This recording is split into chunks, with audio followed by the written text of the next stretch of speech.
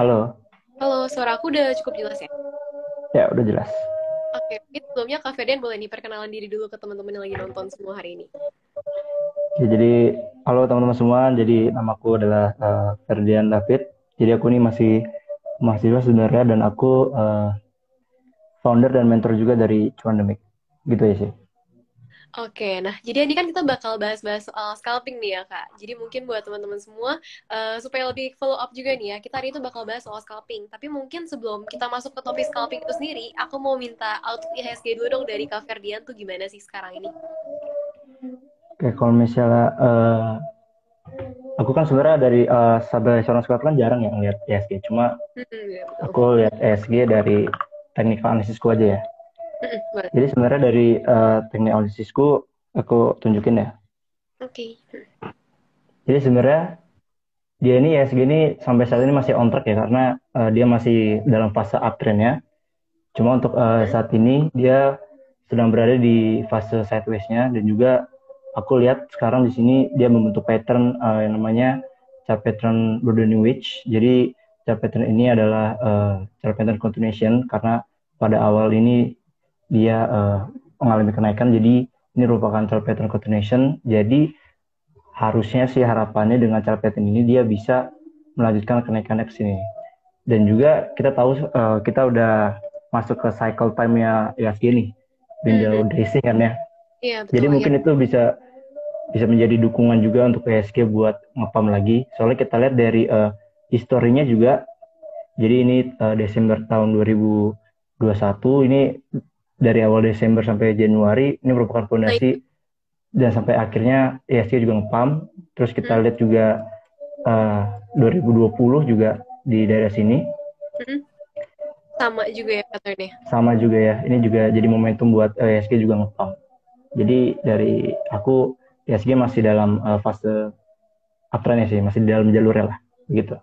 Oke, berarti so far so good kali ya buat IHSG ini nggak ada sentimen yang cukup buruk ya buat IHSG. Ya Oh, betul. kalau gitu kan kita udah bahas soal IHSG itu sendiri ya, yang mungkin masih on track dan juga buat di window dressing nanti ya, tahun ini. Nah, tapi kalau misalkan outlook ke IDX Tekno dan perusahaan teknologi itu gimana sih Kak? Mungkin boleh di-share Kalau deh. mis kalau dari Viko dari teknologi sebenarnya aku tunjukin capek ya. Jadi ini Oke. kan AJX Techno dari keseluruhan sektor teknologi juga. Mm-mm. Jadi dalam Viko dia masih dalam fase downtrend sih. Jadi Ya, masih belum. cukup berbahaya lah. Iya, jadi masih belum ada tanda pembalikannya.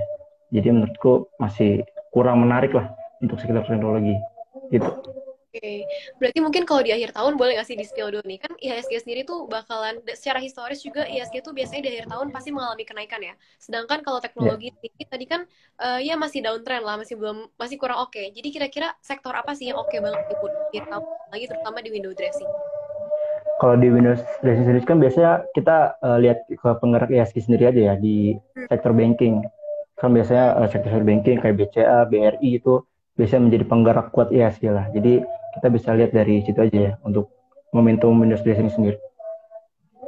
Oke, jadi mungkin buat bocoran boleh ya langsung pantau dulu nih saham-saham yang bisa dibilang market cap-nya cukup besar ya buat jadi yang penggerak IHSG yang di akhir tahun tuh bakalan naik juga biasanya.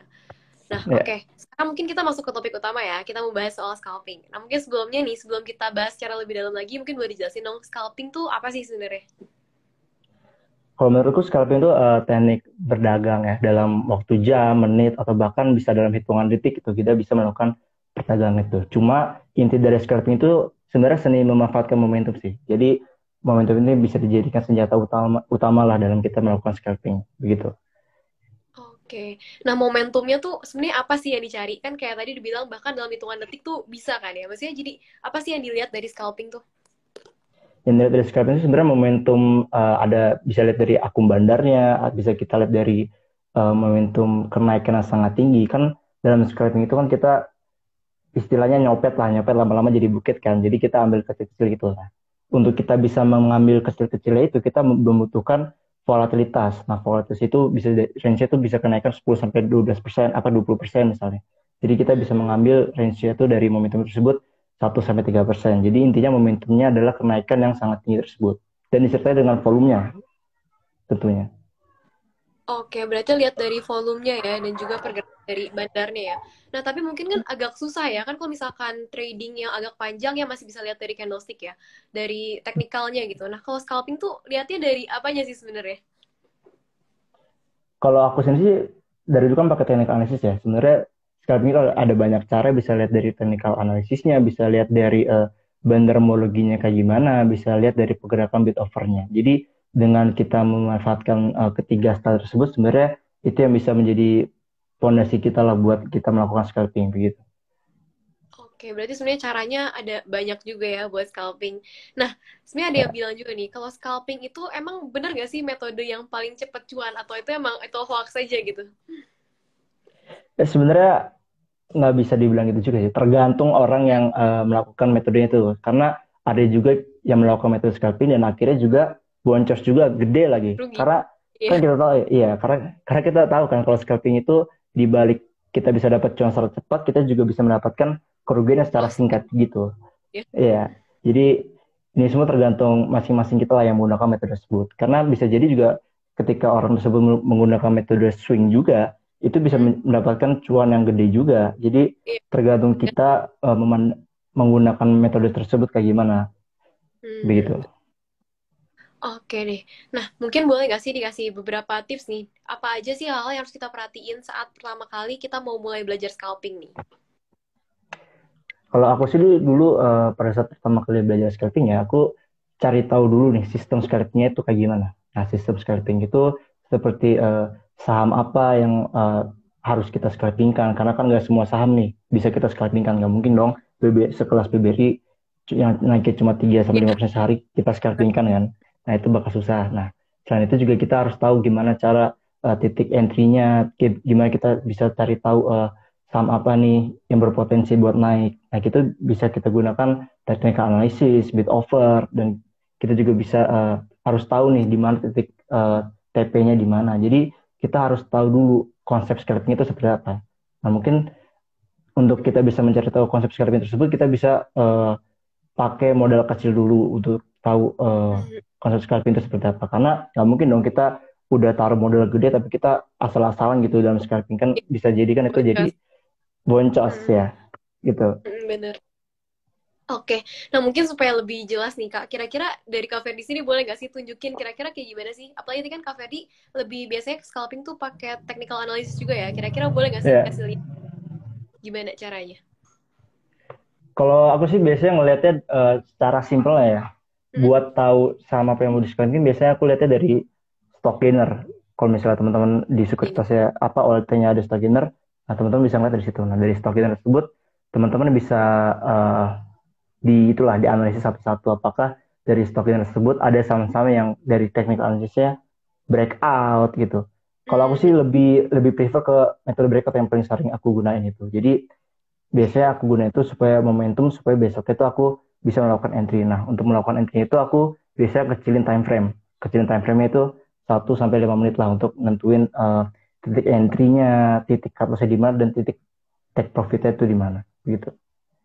Oke, berarti lihat dari top gainernya dulu ya. Nah, Ya, kan kira-kira kalau misalkan dari scalping nih, kan yang rentang waktunya tuh pendek banget. Itu banyak kira-kira biasa kesalahan apa aja sih dari pemula yang biasa tuh dilakuin dalam scalping ini? biasa kesalahan dari pemula sih yang aku mention tadi, pertama dia belum tahu konsep scalping seperti apa, tapi udah naruh modal gede pada saat scalping itu menurut aku kesalahan yang paling dasar lah. Cuma biasanya setelah kita tahu udah tahu nih konsep scalping seperti apa, udah tahu saham mana yang bakal naik, biasanya itu akan masuk ke psikologi. Biasanya entah itu Mm-mm. overtrade atau FOMO. Nah, biasanya Hmm. itu yang menjadi apa ya, momok paling besar lah buat seorang scalper gitu. Hmm. Kesalahan yang paling besar. Jadi kalau untuk overtrade itu biasanya dia nggak punya apa ya, nggak punya planning dalam sebulan itu. Dia biasanya hanya melihat dari sisi gua harus scalping sebanyak-banyaknya hari ini gitu. Pokoknya gue pengen Hmm. cuan sebanyak-banyaknya. Sebenarnya di dalam market itu kita nggak bisa gitu. Kita nggak bisa memenangkan semua perdagangan gitu. Kita nggak bisa harus mau cuan semuanya gitu. Yang harus kita tahu kalau misalnya di scalping itu kita punya risiko. Nah, untuk itu, untuk menjaga overtrade tersebut kita harus lihat dari sisi panjangnya. Misalnya kita bisa lihat dari target bulanannya berapa gitu. Karena kan dalam scalping juga kita nggak melulu soal cuan kan, kita ini kan merupakan metode scalping ya, jadi metode tersebut yang membawa kita untuk menuju profit konsisten juga kan. Nah, untuk Iya. menjaga konsistensi itu kan punya strategi masing-masing. Contohnya kalau aku punya target per bulan misalnya 40-50% sebulan. Nah, eh, aku pecah lagi tuh dalam sebulan, misalnya aku target sehari 40 bagi 20 berarti sehari 2%. Nah, kalau misalnya dalam sehari aku udah 2% udah nyampe targetku, aku biasanya berhenti trading. Nah, itu gunanya untuk menjaga psikologi dan untuk tetap menjaga konsistenku sih, untuk menjaga asetku juga gitu. Oke, berarti tetap ya kalau scalping tuh harus ada plan-nya juga ya, nggak cuman investing atau trading yang jangka panjang menengah aja ya yang pakai plan. Nah, Ya, benar. kan tadi udah dibahas juga nih Kak, soal saham-sahamnya yang tadi kan kalau yang saham market cap besar itu kan nggak mungkin di scalpingin ya. Jadi boleh nggak sih kasih tahu Ya, nih, sahamnya tipikalnya seperti apa sih buat yang bisa dipakai nih buat scalping biasanya? sebenarnya dasar saham yang bisa kita screening ada dua karakteristik. Yang pertama itu saham yang bervolatilitas dan saham yang punya volume juga. Nah, kalau bervolatilitas kita gunanya buat apa? Jadi kan kita scalping kan kita ngambil 1-3%.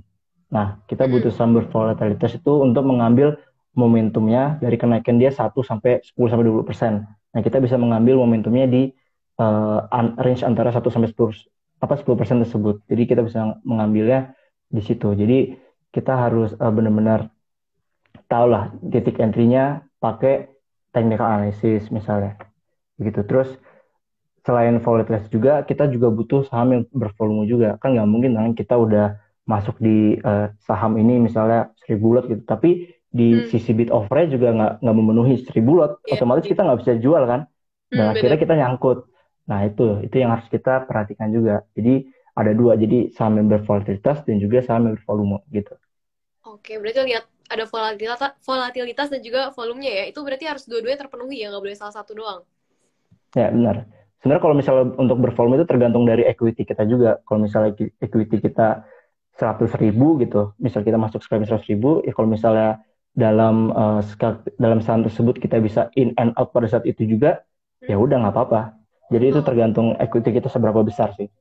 oke, berarti nggak Ya, bisa disamaratain juga ya. Harus lihat lagi saham apa yang kita pakai buat scalping juga ya.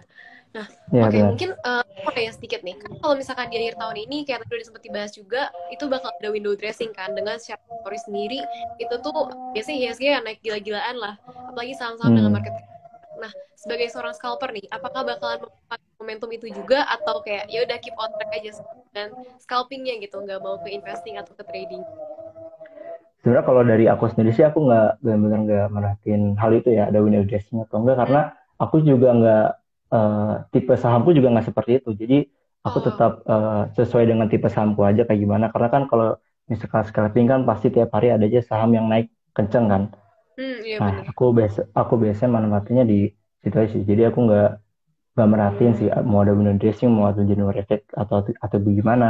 Tapi intinya aku tetap pada saham pilihanku aja, pilihanku sendiri gitu. Oke, berarti kalau emang tergantung orangnya juga ya, kalau emang kayak Kak Ferdian sendiri mau fokus ke scalping dengan saham-saham yang ya bisa dibilang market cap-nya lebih kecil, ya berarti ke situ aja fokusnya gitu ya. Ya, betul. Oke, nah berarti mungkin boleh nggak sih dikasih tips sedikit dulu nih? Kayaknya Kak Ferdi udah konsisten banget gitu kan, dan juga ya stay on track lah dalam scalpingannya. Kira-kira psikologi apa sih harus disiapin dalam scalping ini? Sebenarnya kalau untuk psikologi itu simpel sih sebenarnya.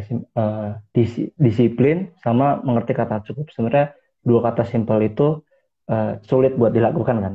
Nah, mungkin Bener. kalau aku sendiri sih, kalau untuk masalah disiplin itu aku dari awal aku mau masuk itu aku harus udah punya trading trading plan sendiri. Jadi Hmm. ketika aku mau masuk sahamnya aku harus udah punya alasan nih kenapa aku milih saham ini. Contohnya kalau misalnya oh dia mau break resist nih, oke, Hmm. aku udah ngeset dia aku masuk di sini terus pasang SL di mana lalu take profitnya berapa 1-3% misalnya. Jadi aku Hmm. benar-benar harus udah ada trading plan sendiri supaya aku disiplin sama hal itu tersebut. Jadi kalau misalnya tiba-tiba aku ngelihat ada saham yang lagi naik kenceng, Hmm. tapi aku nggak tahu alasannya. Paling Hmm. alasannya cuma ini lagi naik kenceng doang. Nah, Hmm. biasanya aku nggak ikutin di situ karena aku bener-bener nggak tahu alasannya apa. Aku takutnya Hmm. malah di situ malah rugi kan. Hmm. Karena Bener. resikonya tinggi juga. Itu kan sama dengan kita FOMO. Iya, Nah, bener. itu mungkin kalau aku tipsnya buat disiplin. Nah, kalau untuk mengerti kata cukup, seperti yang aku bilang tadi, aku udah menargetkan gitu dalam 1 bulan misalnya 40-50%. Nah, ya udah kalau Hmm. misalnya aku udah misalnya dalam sehari udah target misalnya 2%, 3%, ya udah misalnya jam 9 nih awal-awal market, terus tiba-tiba pada saat pagi-paginya aku udah nyampe 2%, ya udah aku berhenti gitu. Biasanya itu sih yang membuat aku menjadi lebih objektif lah ngelihat market gitu. Jadi kita nggak selamanya bisa dapat sedikit tinggi di market. Yang penting konsisten Hmm. lah gitu. Yang penting konsisten ya. Tapi kayak susah Iya, buat diterapin ya, karena kan kayak lihat orang cuan sehari bisa berapa persen pasti FOMO kan. Itu ada tips iya. gak sih gimana caranya kayak, karena udah lama trading aja biasanya kayak masih aja gitu FOMO.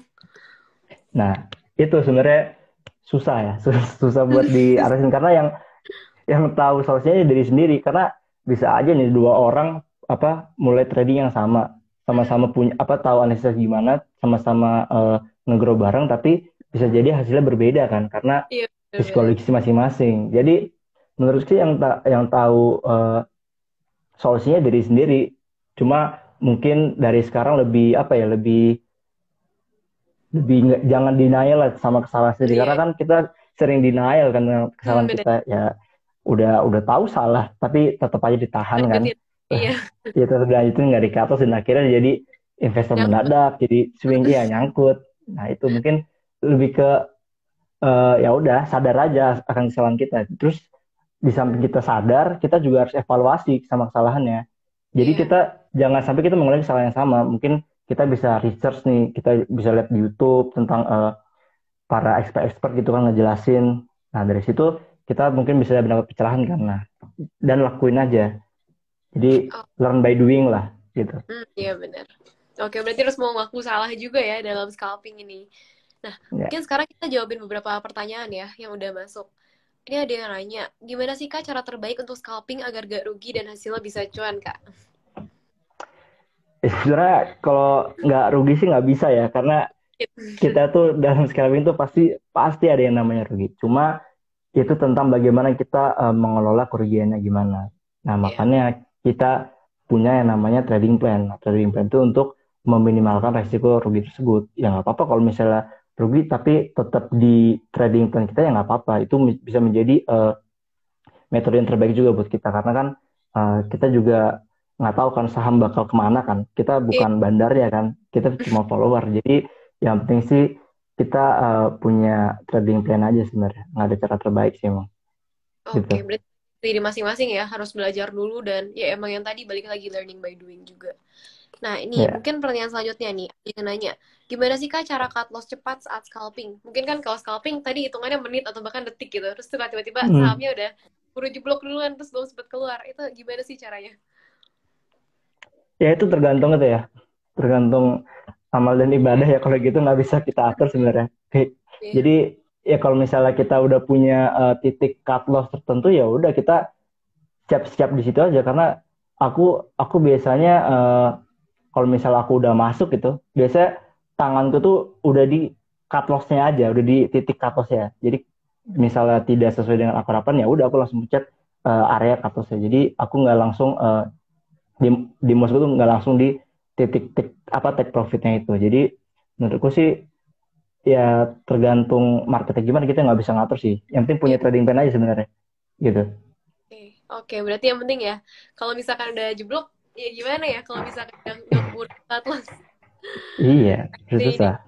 iya susah lagi. Ya mungkin ada yang nanya juga nih dari kolom komentar. Hmm, ini ada dua pertanyaan yang mirip sih, mungkin dari yang ini.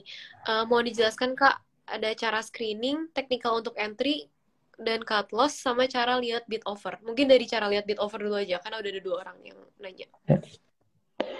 Kalau aku cara lihat bid offer sih sebenarnya simpelnya itu ketika ada bid yang ditebalkan itu kan artinya ada demand yang tinggi ya. Jadi Iya. aku biasanya manfaatin gitu. Misalnya dia kirinya tiba-tiba ditebelin gitu. Hmm. Misalnya rapih, misal kayak gitu. Itu bisa jadi momentum kita buat pertimbangan kita buat melakukan entry. Terus misalnya ketika kirinya ditebalkan, terus ada area offer yang benar-benar dominan gitu. Ada area offer yang dominan, itu biasanya bisa dijadiin buat resisten kita buat titik kita entry gitu. Itu juga bisa dijadiin buat karena itu kan dalam teorinya itu kan bisa jadi penawaran yang gede juga kan. Jadi ketika ada yang beli otomatis sahamnya tersebut permintaannya tinggi, bahan kemungkinan bakal naik kan. Jadi kalau cara baca bid of risk sebenarnya ketika ada bid ditebalkan itu bisa menjadi potensi saham itu bakal naik gitu.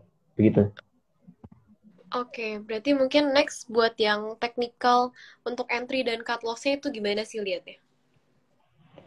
Kalau misalnya teknikal sih sebenarnya simpel, ada banyak di YouTube juga. Kalau misalnya metode breakout juga sebenarnya ada banyak ya di Google gitu. Cuma kita kalau dari sisi teknikal kita juga bisa manfaatin, kalau teman-teman bisa ngetik namanya chart pattern gitu. Kita bisa juga memanfaatkan juga chart pattern di situ.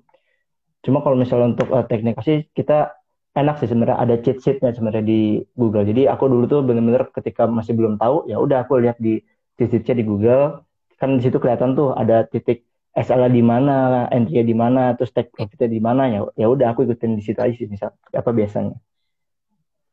Oke, satu lagi nih mungkin cara screeningnya mungkin boleh dijelasin lagi nih. Kan tadi pertama lihat top gainernya ya. Hmm. Terus gimana tuh kan top gainer nggak cuma satu juga ya, nggak cuma beberapa. Gimana tuh cara screeningnya? Kalau aku sih tadi bener yang pertama tuh aku lihat cara screeningnya tuh lihat top gainer gitu. Nah dari top gainer itu aku urutin nih dari kenaikan tertinggi sampai ke area berapa ya? 10%, 5% lah. Nah dari situ sebenarnya ini agak agak ribet sih, cuma nggak apa-apa. Aku cari satu-satu, aku klik satu-satu dari yang tertinggi sampai yang di area 5% gitu ya. Aku cari satu-satu, terus aku cari technical analysis gimana. Apakah technical analysis benar-benar ada yang misalnya mau breakout nih. Nah, kalau misalnya mau breakout kan artinya ada potensi kan naik besoknya. Ya udah, aku jadi ingin watchlist buat besoknya. Terus misalnya ada juga kalau misalnya kita ketemu ada yang misalnya baru baru mantul nih, baru muncul dari dia turunnya tajam gitu. Terus dia mantul. Nah, itu bisa jadi momentum juga gitu. Sebenarnya ada banyak sih.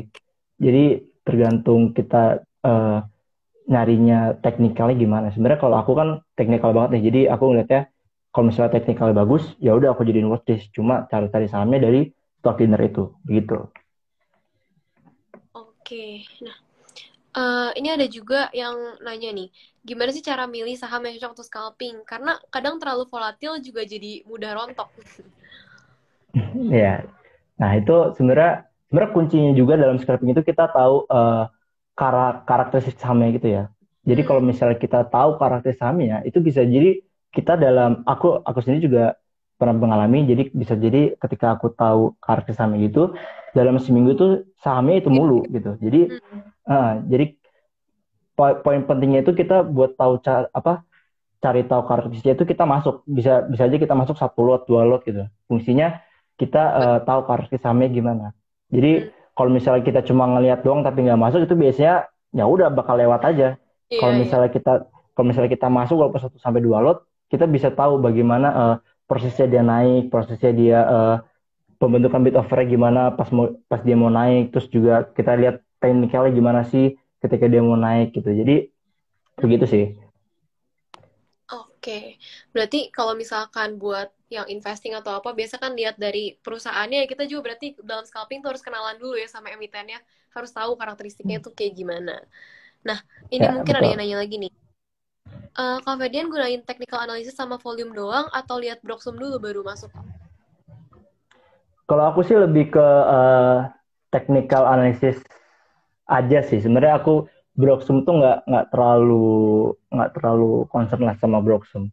Jadi aku benar-benar technical analysis aja. Jadi aku benar-benar cari yang ya udah yang simpelnya yang breakout, yang misalnya mantul dari supportnya. Intinya tuh kita tahu momentumnya. Momentumnya apa? Jadi momentumnya misalnya dia lagi uptrend gitu. Ya udah kita bisa dijadikan itu sebagai watchlist begitu.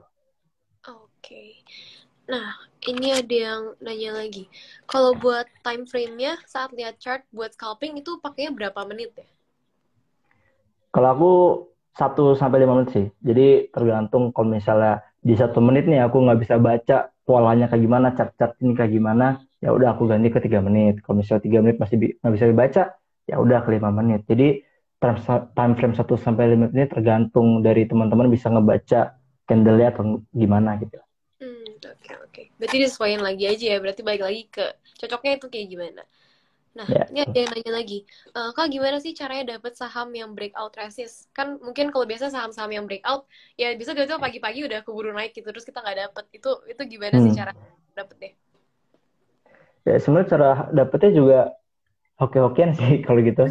Aku juga cara dapetnya biasanya dari stock gainer kan hasil watchlist ya udah itu aku udah pantau dulu oh ini mau breakout nih. Cuma kalau misal dari pas udah berjalannya market ya, aku sama sih lihatnya dari stock gainer. Cuma minusnya biasanya dia udah naik belasan persen. Nah itu juga Oke. bisa kita manfaatin juga dengan cara kita cari titik entry di menitan di 1 sampai 5 menitnya itu untuk manfaatin momentum naiknya gimana gitu. Oke. Nah, mungkin kan tadi sempat dibahas juga tuh berapa kali. Kalau biasa lihatnya tuh saham yang breakout dulu, terus kayak ya udah kita masuk paginya ya, walaupun hoki-hokian juga gitu ya kadang. Nah, tapi Ya, gimana caranya? Kadang kan ada saham yang udah breakout, terus tiba-tiba dia nggak lanjut naik lagi, terus malah udah turun gitu. Itu gimana ya caranya supaya kita tahu? Apalagi kan kalau scalping, ya time frame-nya kecil juga ya, kita nggak bisa lihat secara jangka ya. panjang. Itu kira-kira gimana ya kalau kayak gitu?